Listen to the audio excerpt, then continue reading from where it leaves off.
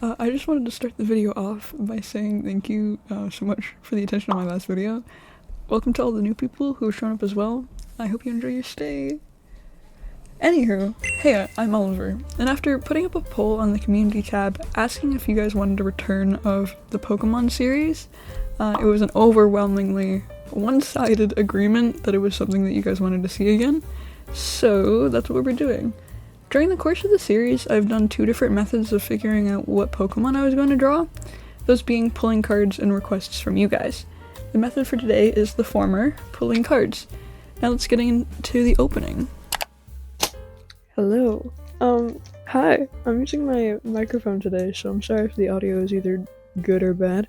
You know, I was thinking maybe I should bring back the Pokemon video.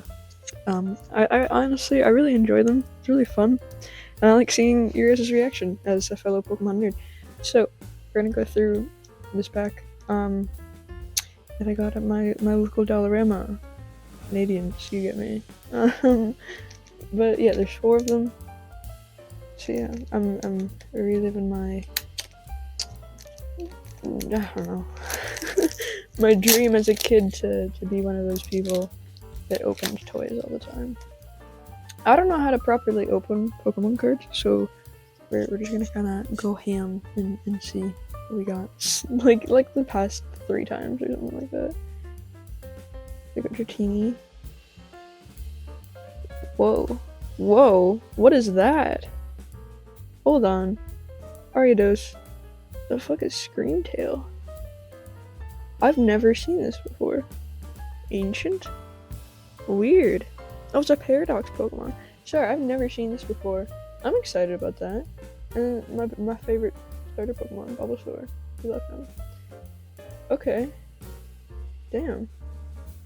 That's a decent lineup, honestly. Okay.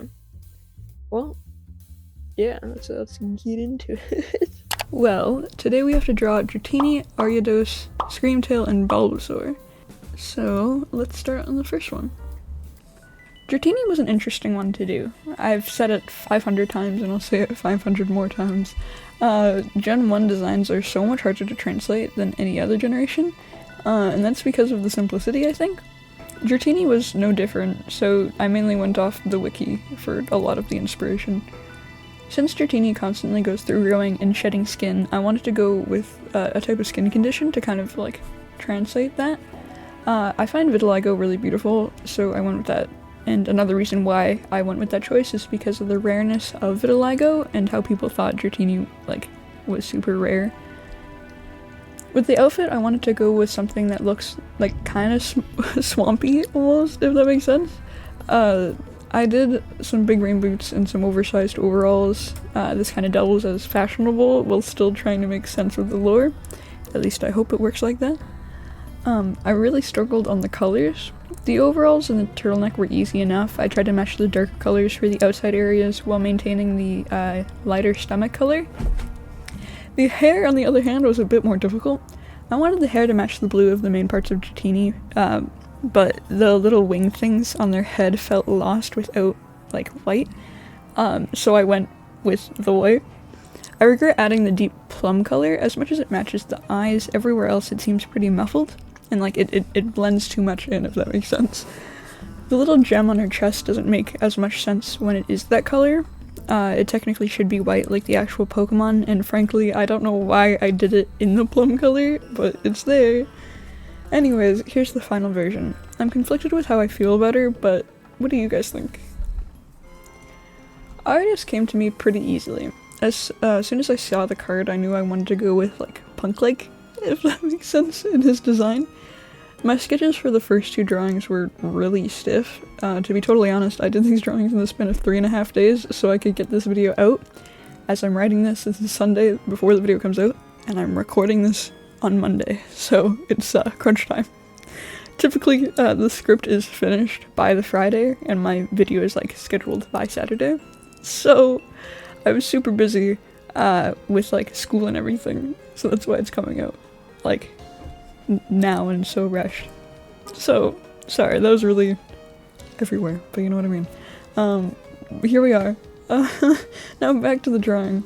His colors were the easiest to lay down out of all the characters, but it was pretty annoying to figure out where, like, what kind of stripes go where, whether it be the purple and yellow or the red and the black.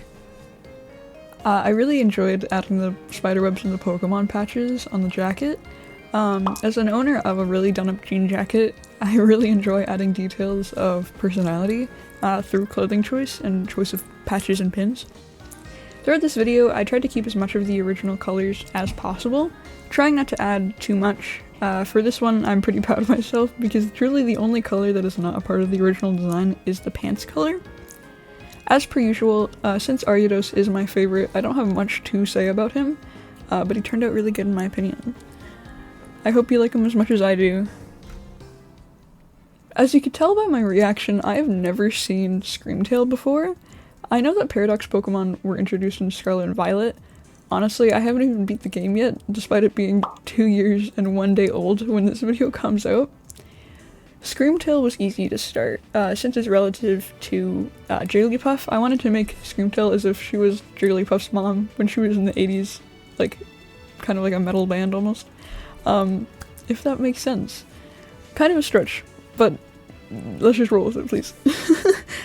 She was really fun to develop. I've never really made anyone with the, like, metal aesthetic and background, and I really enjoyed it, despite it probably not being super accurate, either way. I enjoyed doing the details of the chains and the cuffs. I was originally going to do gold kind of metal, but since one of the biggest rules of jewelry is to not mix metals, plus I don't think gold chains would suit this character, silver was the final choice. Her colors were pretty easy to do. The hardest part was trying to find a balance of having good levels of saturation and brightness. And I say that because I find that, like, the metal aesthetic is pretty dark and desaturated, but Screamtail pretty much only has pink. So for this character, I had to break my rule of keeping the original colors the most, so I went with, like, the darker and desaturated pinks and like, reds. But yeah, also, my proportions were really off for her, like with the hands and the legs almost.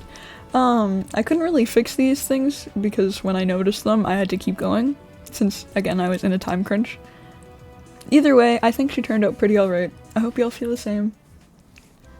Oh, good old Bulbasaur. I think in the opening footage I had said that he was my favorite starter, which isn't completely true. Snivy is my favorite out of all of them, but Bulbasaur is my Gen 1 favorite. Since Bulbasaur is literally the first Pokédex entry in the history of Pokemon, I was concerned about trying to do justice for this Pokemon, despite my rendition not actually meaning so much in the grand scheme of things.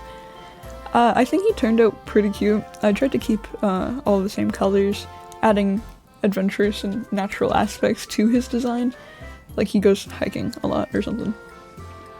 I tried adding more resemblance to the feet of Bulbasaur with the shoes. I hope it came across that way. If you couldn't tell, the backpack I added is essentially just a replica of the bulb on the Pokemon's back.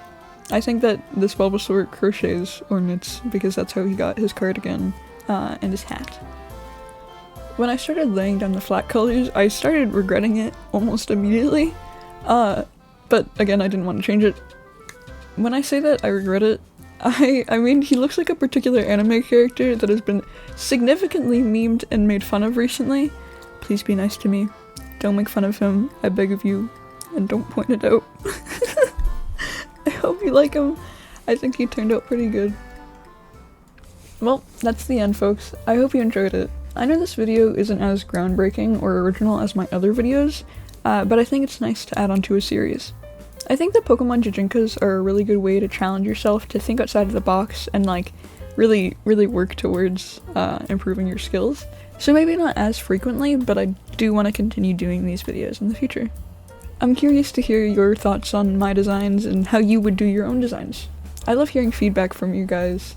Thank you so much for the support and love for the little Einsteins video. I've got a lot planned for this channel, just a matter of finding time.